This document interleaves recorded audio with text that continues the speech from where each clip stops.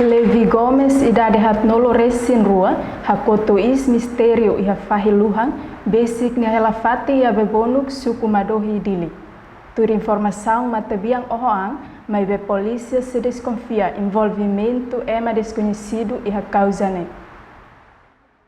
Terça-feira kalang quase tuku walu kalan. De repente deit família hakfodak banhira hari Levi Gomes toba ho condição isla iha fahiluhan horan fakar iha isin no kakoro kanik bot. Hari condição ne família incluinya cabem pânico. Tamba antes ne Levi condição normal hela no durante loro segunda-feira halau hela serviço iha ne serviço fatin diário Timor Post. Hari realidade ne família hatoquedas queixa ba polícia. Minuto balu nelaran polícia toquedas fatin.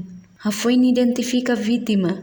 No fatin acontecimento, ambulância tula quedas ba hospital atau halo processo autopsia. Família boa Timor Post sente socado o acontecimento ne. Tamba Levi Gomes mak funcionário idanebe aturu prestação serviço de actebes durante tinam barak nelaran. Comandante Polícia Esquadra Dom Alesu Comoro Dili, Américo da Costa Hateten, foi identifica vítima no condição física, polícia provisoriamente fiarkatak, porcento hito nulo resin lima mate tamba ohoan, no porcento rua nulo resin lima mate tamba desconfia e desconhecido makoho.